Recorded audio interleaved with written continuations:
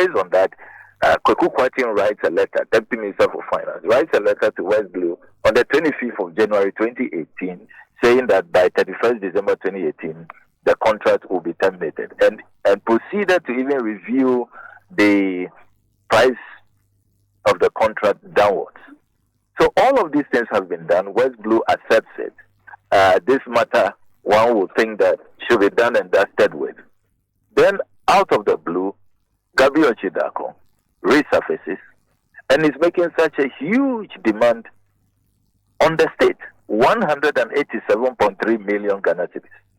And Gabby has not been able to tell us the basis for this U-turn, the U-turn called the U-turn of the century.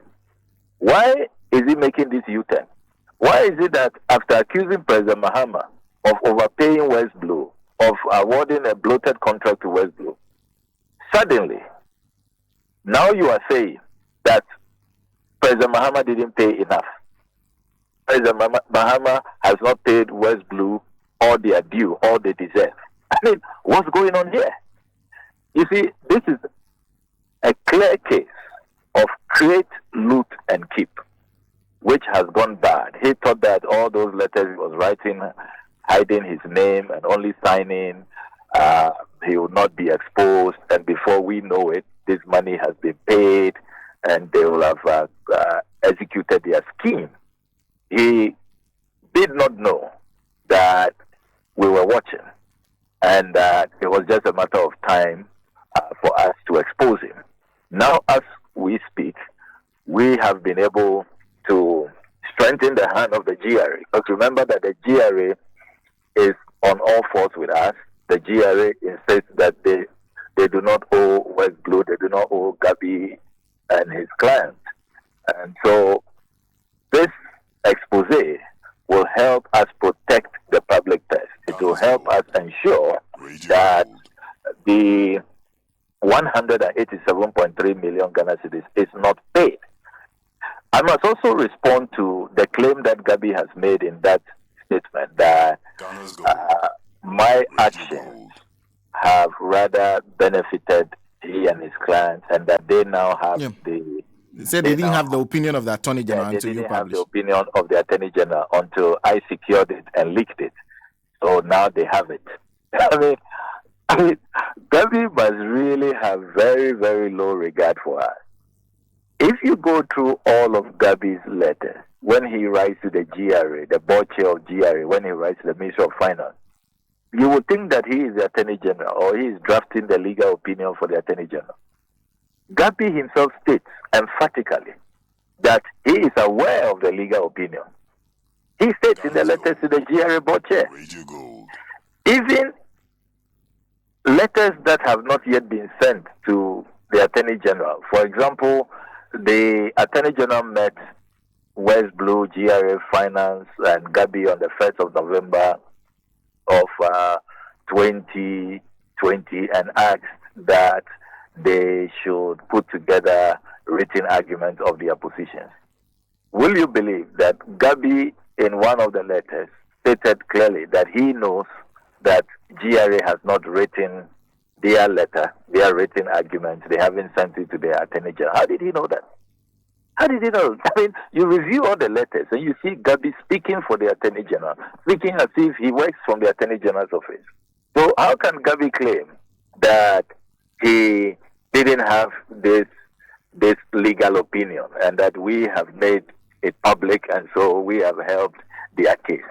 Look, we have dared Gabby that if he really believes in his case, he should proceed to court.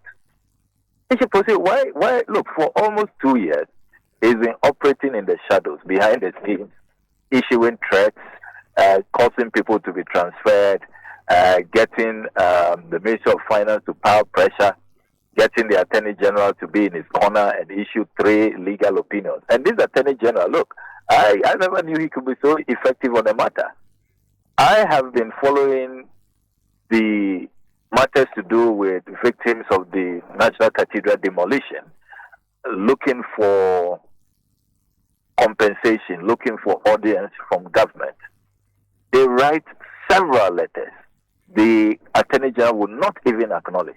That is what has led some of them to court as we speak. Yet on this matter, the Attorney General acts so promptly because it's coming from Gabby. He's issued 3 legal opinions already, and I mean, some way, somehow, Gabby knows when he receives a letter or doesn't, when he issues a legal opinion or doesn't. Gabby must think that we do not have discernment, that we don't have any modicum of intelligence to analyze his letters, to analyze the situation, and to identify what is clearly a collusion. This is a clear collusion. The state capture continues by this kitchen cabinet, which really is made up of the president's family members. And this is a scheme just to create, loot, and keep. They don't share, they keep. It is their households who try to share when they chance upon the loot. So clearly, this is a deal that has gone bad, and Gabby cannot explain it away. Gabby is still trying to rely on 0.35% of CIF when you read his statement. That 0.35% was reviewed downwards if you read the Kwekwu letter of January 2025. And West Blue accepted the downward review. So how come Gabby, years after the fact, is now saying that they are still going to rely on 0.35? When the matter is now 0.28.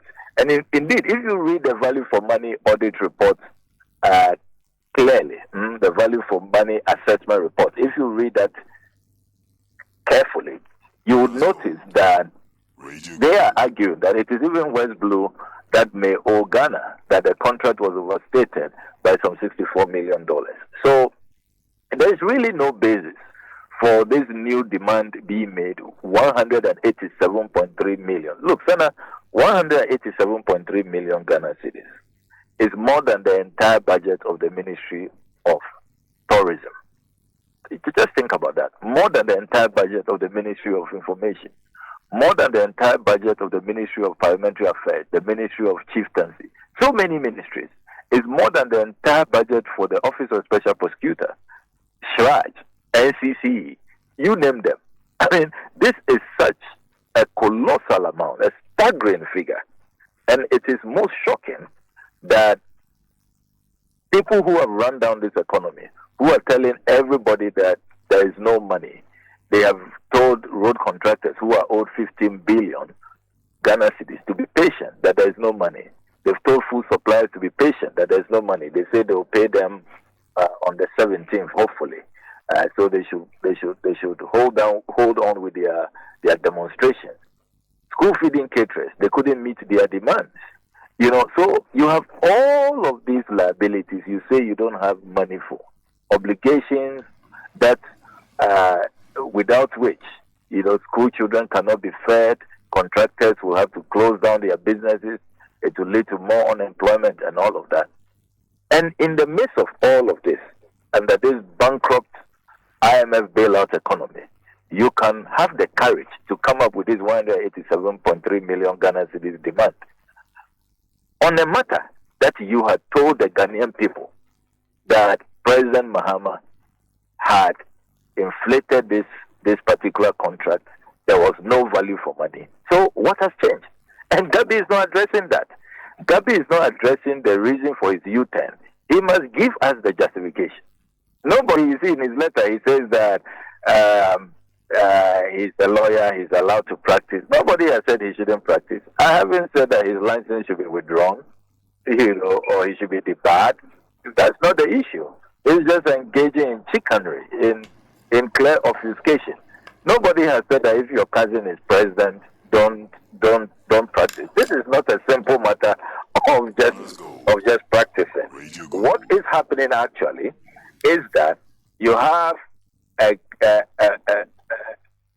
group of people who said one thing in opposition, who chastised the former president for engaging in a contract which they said they don't have value for money, which they said had been bloated. President Mahama has overpaid the people and all of that. Suddenly you are saying that President Mahama didn't pay the people enough. That is the issue. Tell us why. I mean, why such a major U-turn? Why? We need to understand what is going on. And how on earth can you then conclude on your own, without even going to court, that the Ghanaian people owe you 187.3 million Ghana cedis? I mean, it's incredible. The audacity, the sheer, bravado with which they go about their state capture scheme.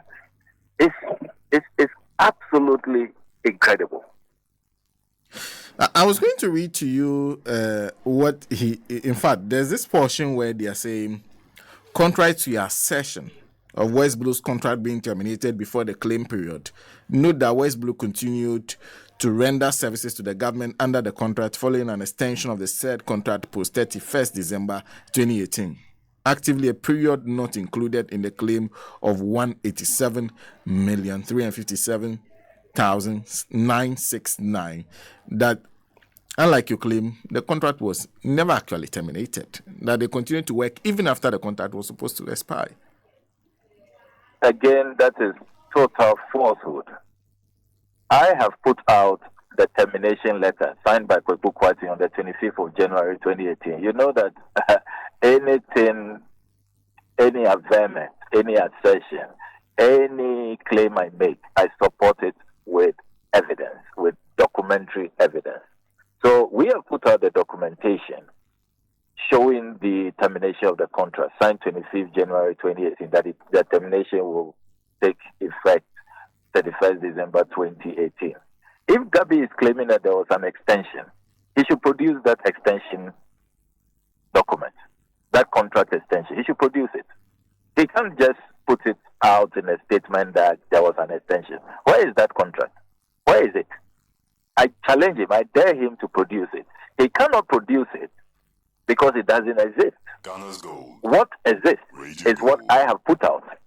Look, what happened after the termination was that they asked the West Blue to just hang around briefly for the transition to take place for these new guys, Unipass, ICAMs, to take over. That is what it was, just a transitional arrangement. There was no contract. There was no extension. The termination took effect. And then the review. And look, I have the letter 30th January 2018, signed by the West Blue MD, indicating that they have acknowledged the new terms and the termination and all of that. So what's Gabby talking about? The onus now is on him to provide the documentary evidence of all the claims he's making. He should provide the documentary evidence. He cannot do that because he doesn't have it. Then there's a portion where he says, our client's claim is to recover arrears owed by Ministry of Finance and GRA for services it rendered to the government of Ghana under the National Single Window Integrated Risk Management System contract dated 04/2015. He is suggesting that they are not fighting termination. What they are asking for is that what is owed them is paid. Your insistence is that the basis of that calculation is even wrong in the first place. Totally wrong. First of all, you, Gabby, you should be telling us how come the people are owed. Are you not the same Gabby who said that this contract has been inflated, it's come at huge cost, it's bloated? Are you not the one who said that? So what has changed? That's what you should be addressing. Where is principle? Where is consistency? He should be addressing that. Then secondly, the 0.35% of CIF has changed. It was reviewed downwards long ago by his own government. The government that people say he is the prime minister of.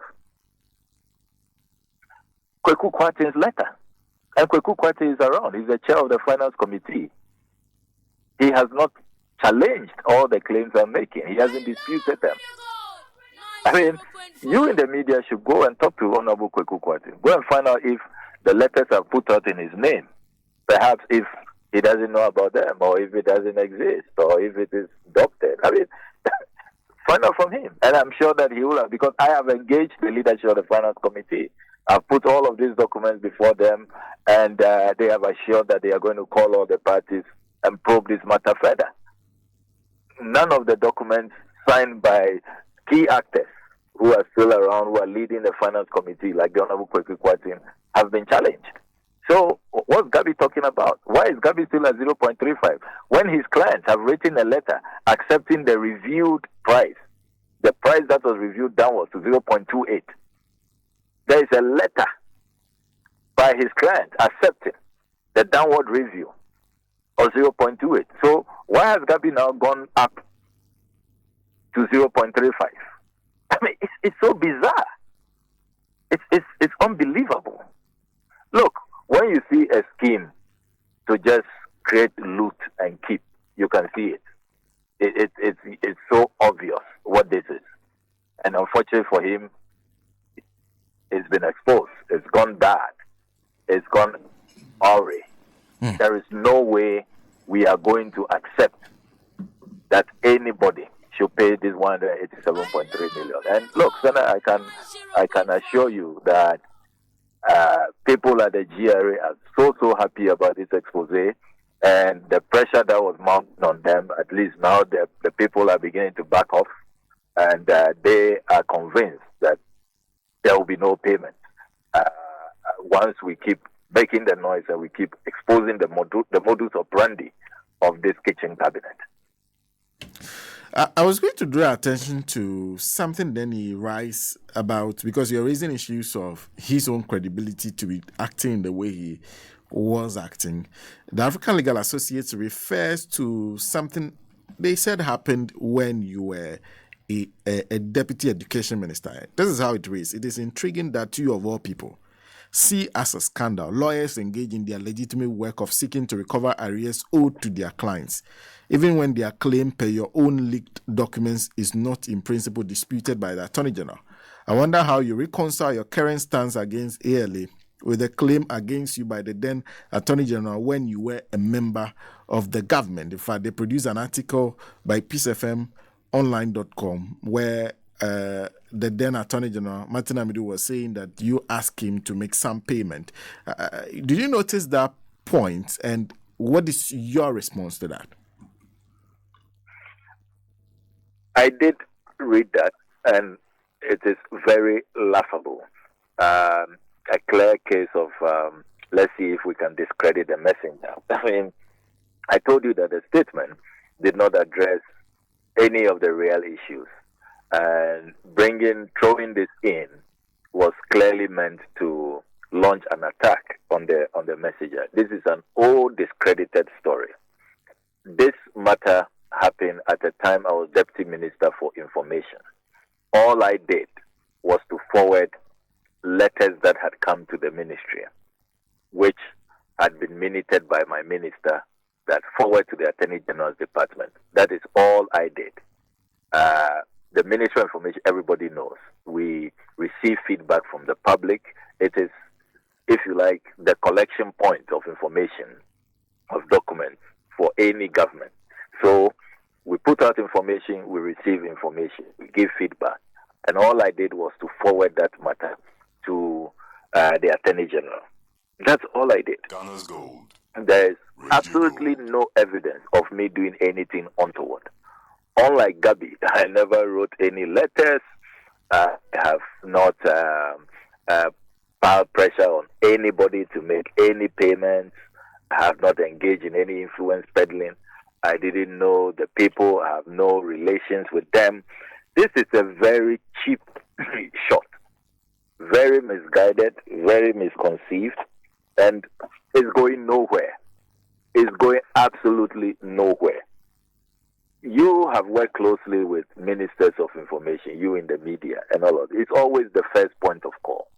And so if you receive information and you forward it to relevant ministries, and it was not only the Attorney General's department, we will get information for AGREG, for Foreign Affairs, we are always the first point of call. People find us more accessible, to get to the Ministry of Information. And that's all I did. So to throw this in, and to create the impression that it is something similar to what Gabby is doing now. It's most ridiculous, and that itself should tell you that Gabby Ochidako has absolutely no defense. He has absolutely no basis to engage in the kind of conduct that he's engaged in. Honorable, wish you all the best. And thank you. Thank you for speaking to us.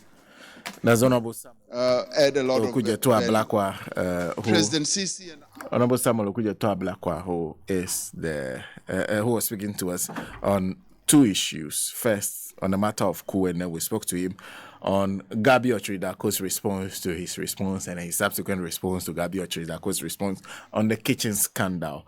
Now, a few things that stick up, he still insists. One, who is